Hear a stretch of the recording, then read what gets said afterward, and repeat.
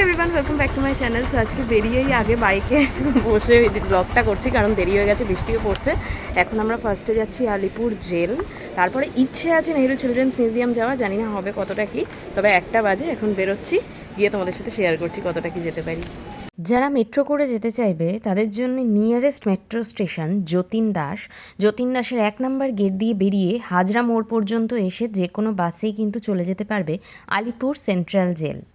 এখানে প্রবেশ মূল্য অ্যাডাল্টদের জন্য 30 টাকা করে, আর এখানে লাইট অ্যান্ড সাউন্ড শো হয় প্রত্যেক দিন সন্ধ্যে 6টার সময় এবং শনিবার ও রবিবার সন্ধ্যে 6টা ও সন্ধ্যে 7টার সময়, যার টিকিট মূল্য 100 টাকা করে।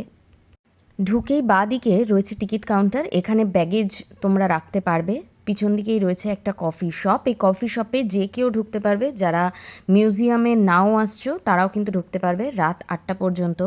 1764 সালে বক্সার যুদ্ধের পরে 1765 সালে যখন ব্রিটিশদের হাতে দেওয়ানির ক্ষমতা যায়, তখন আইন ও বিচার ব্যবস্থা পরিচালনার জন্য কিছু সংশোধনাগার ও কারাগার তৈরি করা হয়।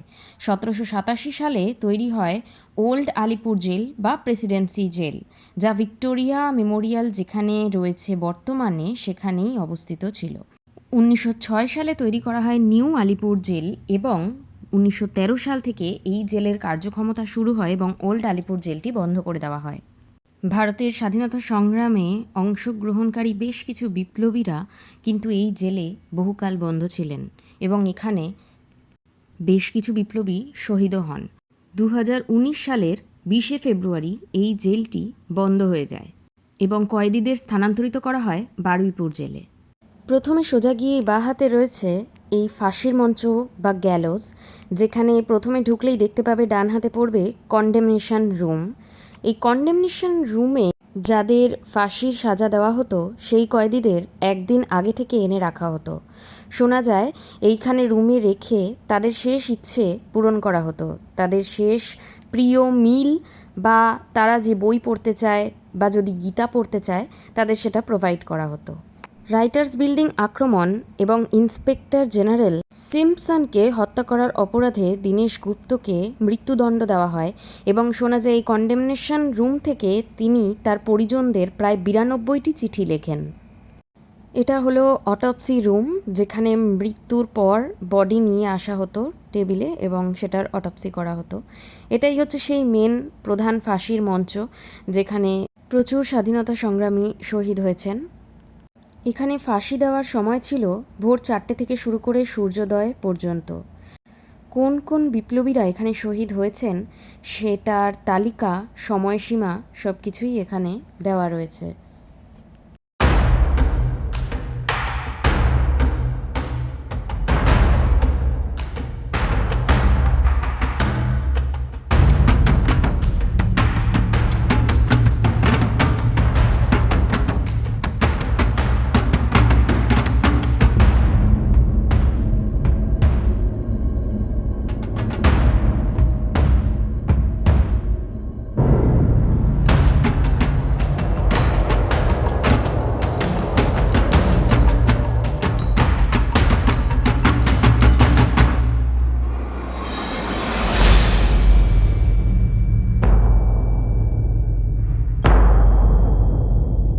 ফাঁসির মঞ্চের উল্টো দিকেই ছিল এই কক্ষ। ওপরে তাদের রাখা হতো যাদের পরবর্তীকালে ফাঁসি দেওয়া হবে, যাতে তাদের মনে ভয়ের সঞ্চার হয় এবং তারা আসল কথা বা সিক্রেট যা ছিল সেগুলো সব বলে দেন। ফাঁসির মঞ্চ থেকে বেরিয়ে ঠিক উল্টো দিকে ঢুকলেই এখানে দেখতে পাওয়া যাবে আরেকটি প্যাসেজ, যেখান থেকে সোজা চলে যাওয়া হয় সেই সব বিপ্লবীদের কক্ষে যাদের রাখা হয়েছিল এই আলিপুর জেলে, যথাক্রমে নেতাজি সুভাষচন্দ্র বোস, বিধানচন্দ্র রায়, দেশবন্ধু চিত্তরঞ্জন দাস এবং যতীন্দ্রমোহন সেনগুপ্ত। ডক্টর বিধানচন্দ্র রায়কে এই কারাকক্ষে রাখা হয়েছিল 5ই সেপ্টেম্বর 1930 সাল থেকে 16ই জানুয়ারি 1931 সাল পর্যন্ত, এবং কী কারণে রাখা হয়েছিল তার ডেসক্রিপশন এখানে দেওয়া আছে। দোতলায় উঠে গেলেই পরপর ডান দিকে চোখে পড়বে দেশবন্ধু চিত্তরঞ্জন দাসের সেল, যেখানে তিনি 14ই ফেব্রুয়ারি 1922 থেকে 9ই অগস্ট 1922 সাল পর্যন্ত বন্দী ছিলেন। এরপরে রয়েছে নেতাজির কক্ষ, যেখানে তিনি 23শে জানুয়ারি 1930 সাল থেকে 23শে সেপ্টেম্বর 1930 সাল পর্যন্ত বন্দী ছিলেন। এখানে কিন্তু কারণ, ডেসক্রিপশন সব দেওয়া আছে, প্লাস একটা স্ক্যানারও দেওয়া আছে যেখানে স্ক্যান করে তোমরা অডিও শুনতে পারবে, তো চাইলে করতেই পারো। একদম শেষেই রয়েছে যতীন্দ্র মোহন সেনগুপ্তর সেল। প্রথমে 1930-এর এপ্রিল এবং 1932 থেকে 1933 সাল পর্যন্ত তিনি এখানে বন্দী ছিলেন। আলিপুর জেলের ম্যাপ কিন্তু খুব সুন্দরভাবে দেওয়া আছে এবং প্রত্যেকটা সিট নাম্বার মেনশন করা আছে। বাঁ হাত দিয়ে সোজা হেঁটে গেলে প্রথমেই চোখে পড়বে নেহেরু কক্ষ, যেখানে পণ্ডিত জওহরলাল নেহেরু কারাদণ্ডে দণ্ডিত ছিলেন 1934 সালের 17ই ফেব্রুয়ারি থেকে 7ই মে পর্যন্ত। এখানে পরপর বেশ অনেকগুলোই সেল রয়েছে, 4টে মতন প্রায়। আর এখানে থাকার কারণ ডিটেলসে মেনশন করা রয়েছে। আর ভেতরে অনেকগুলো ছবি ওনার দেওয়া রয়েছে। যখন তিনি এখানে বন্দী ছিলেন, তার মেয়ে তার সাথে দেখা করতে এলে এখানে বসেই তারা গল্প করতেন। এখানে রয়েছে গুদামঘর বা ওল্ড লাইব্রেরি সেমিনার রুম, যেখানে জনসাধারণদের প্রবেশ নিষিদ্ধ। এখানে রয়েছে সেলুলার জেলের আদলে তৈরি করা এবং তার কিছু ডিটেলস পিকচার শেয়ার করা, যে ওখানে বন্দীদের দশা কেমন হতো। 1900 সালে আন্ডার কনস্ট্রাকশনের সময় এই জেলটা দেখতে কেমন ছিল সেটাও শেয়ার করা রয়েছে। 1909 সাল থেকে 1938 সাল পর্যন্ত 565 জন বন্দী যারা কালাপানিতে দণ্ডিত ছিলেন, তাদের মধ্যে থেকে 398 জনই ছিল আনডিভাইডেড বেঙ্গল থেকে। আর তাদের জীবন ওখানে কতটা কষ্টকর এবং দুর্বিষহ ছিল তা কিছু চিত্র এবং মূর্তির মাধ্যমে ফুটিয়ে তোলা হয়েছে। নেহেরু কক্ষের পরেই রয়েছে এই 1 and 2 সাধারণ মানুষের জন্য যেই সেলগুলো নির্মাণ করা হয়েছিল। 1850 সালে যখন এই কক্ষগুলো নির্মাণ করা হয়, তখন এমন প্ল্যানিং করে নির্মাণ করা হয় যাতে মাঝখানে দেয়াল দ্বারা বিভক্ত থাকায় 50 জনের বেশি কারাদণ্ডী এক ঘরে না থাকতে পারে। তবে সেলগুলো ছিল ভীষণ সংকীর্ণ এবং আলো বাতাসের জন্য প্রশস্ত ব্যবস্থা না থাকায় এই সেলের ভেতরে কিন্তু খুব বেশি দিন পর্যন্ত বন্দি অবস্থায় রাখা যেত না। 3 নম্বর সেলটি এখানে বন্ধ আছে, হয়তো ওটি মহিলাদের সেল ছিল। 4 নম্বর সেল পুরোপুরি পুলিশ মিউজিয়াম। বেসিক্যালি যেসব অস্ত্র বা বোমা সেই সময়ের স্বাধীনতা সংগ্রামে ব্যবহৃত হতো সেইগুলোই এখানে স্টোর করা রয়েছে। এখানে তোমাদের লক সিস্টেমটা দেখিয়ে দিচ্ছি কীরকম, কতটা ভেতর পর্যন্ত যায়, আর বন্দিরা চাইলেও আর কি ঠেলে খুলে বেরোতে পারবে না। কতটা মোটা দেয়ালের স্তর আর তার ভেতর থেকে কত বড় শেকল। প্রথমে এখানে রুমটা রয়েছে আলিপুর কনস্পিরেসি কেস 1908 সালে বই বোম, যেটা পাঠানো হয়েছিল কিংসফোর্টকে হত্যা করার উদ্দেশ্যে। দেখো এখানে কিন্তু ডিটেলসে প্রত্যেকটি বোম, প্রত্যেকটি বন্দুক কার দ্বারা ব্যবহৃত, কোথায় তৈরি হয়েছিল, সব কিছুই ডিটেলসে দেওয়া রয়েছে। তোমরা পজ করে চাইলে এগুলো পড়ে নিতে পারো, আমি আর ডিটেলসে ডেসক্রিপশান দিইনি। এটাই সেই ফেমাস মুরারি পুকুরের বাড়ি, বাগান বাড়ি, যেখানে বোমা তৈরি হতো এবং ট্রেনিং হতো। আর সেখান থেকেই কিন্তু বেশ কিছু অস্ত্র আলিপুর হত্যাকাণ্ডের পর পাওয়া গেছিল। এই যে বোমটা দেখতে পাচ্ছ, এগুলো কিন্তু আয়রন বম শেল, আর এটাই সেই বই বোমা যেটা কিংসফোর্টকে পাঠানো হয়েছিল হত্যা করার জন্য। আর এখানে পুরো ডিটেলসে পাঠানো আছে কোন সালে কিভাবে পাঠানো হয়েছিল।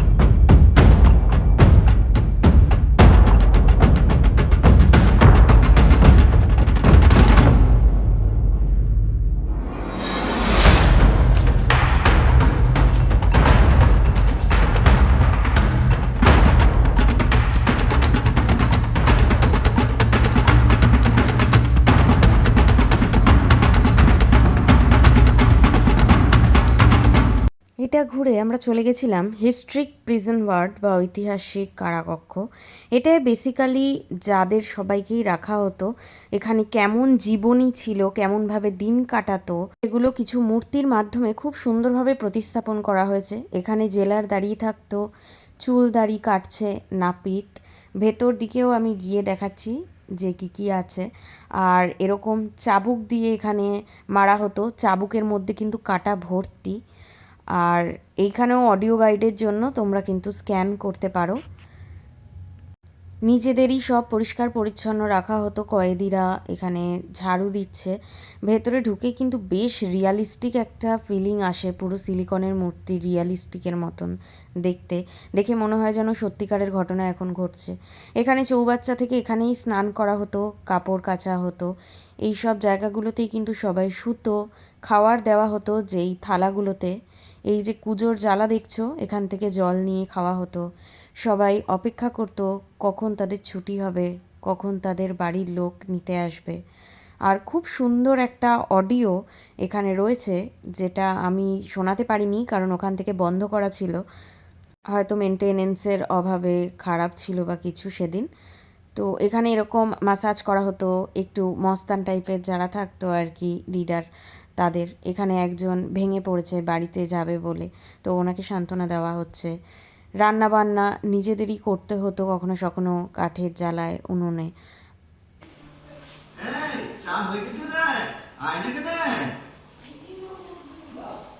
ওখান থেকে বেরিয়ে এসে বাঁ হাতে পড়বে আর্ট গ্যালারি, যেখানে খুব সুন্দর সুন্দর দুর্গাপুজোর সময় তৈরি করা মূর্তি এখানে রাখা রয়েছে। আর এমনকি পুরনো দিনের কয়েনের শেপ দিয়ে মাটি বা সিমেন্টের কিছু স্ট্রাকচারস তৈরি করা রয়েছে।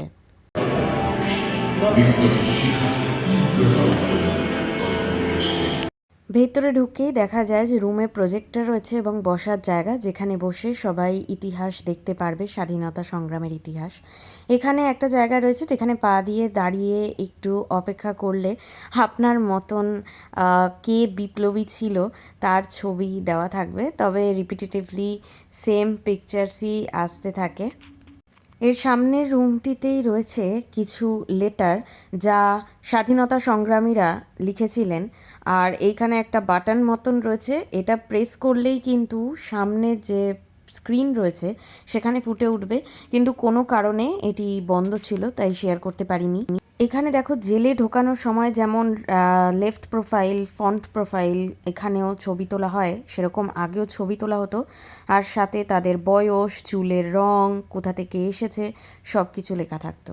তো এখানে একটা ক্যাফে মতন বাইরে রয়েছে, যেখান থেকে আমরা একটু এগরোল খেয়ে নিয়েছিলাম কারণ খিদে পেয়ে গেছিলো। এরপরে আমরা চলে এসেছিলাম হসপিটাল বিল্ডিং এক্সিবিশন বা আলিপুর জেলে যে হাসপাতাল ভবন রয়েছে সেটার যে প্রদর্শনী কক্ষ সেইখানে। এখানে ম্যাপ রয়েছে, কিভাবে নেতাজি রুট ফলো করে গেছিলেন ফ্রিডম আনার জন্য সেটার ডিটেলসে দেওয়া রয়েছে। দীনেশ গুপ্ত স্বাধীনতা সংগ্রামে যে পিস্তল ব্যবহার করেছিলেন তার অনুকরণে এই মডেলটা তৈরি। সিঁড়ি ধরে ওপরে চলে গেলেই বেশ এরকম কয়েকটি রুম দেখতে পাবে, যেখানে স্বাধীনতা সংগ্রামের প্রত্যেকটি চ্যাপ্টার এবং সেখানে উপস্থিত কিছু গণ্যমান্য ব্যক্তি যাদের ভূমিকা ছাড়া এই সংগ্রাম সম্পন্ন হতো না, তাদের কিছু মূর্তি এবং আন্দোলনের ডেসক্রিপশন এখানে বর্ণনা করা রয়েছে। সিপাহী বিদ্রোহ, সিধু কানুর আন্দোলন সব কিছুই এখানে রয়েছে।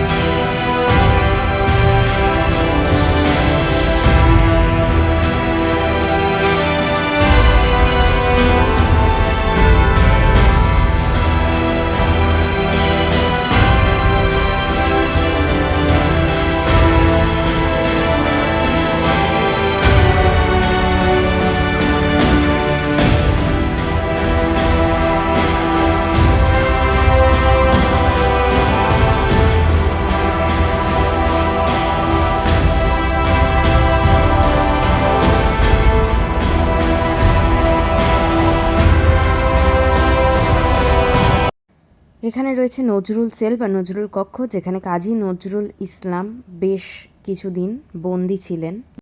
তার ঠিক পাশেই দ্বীপান্তরের বন্দি নিচের রুমটাতে ঢুকলে দেখা যাবে সেলুলার জেলের একটা ছোট্ট মিনিয়েচার মতন।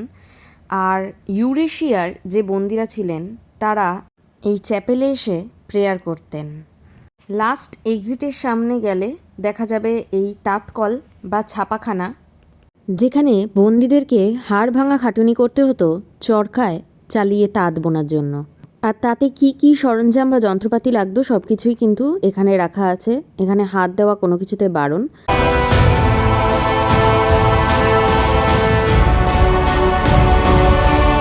আলিপুর জেলে এটাই ছিল দেখার মতন লাস্ট জায়গা।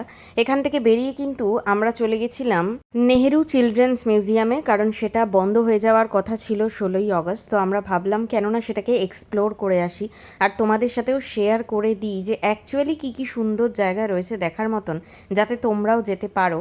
কিন্তু ভিডিওটা অনেক বড় হয়ে যাচ্ছে, তাই সেই ভিডিওটা আমি নেক্সট পার্টে আনবো। তো চলো আজকের ভিডিও এইটুকুই। আশা করি যা যা ইনফরমেশন শেয়ার করলাম তোমাদের ভালোই লেগেছে। তো ভিডিও ভালো লাগলে please like, share and subscribe to my channel. দেখা হচ্ছে তোমাদের সাথে আবার নতুন কোনো ইনফরমেটিভ ভিডিওতে। Till then, take care.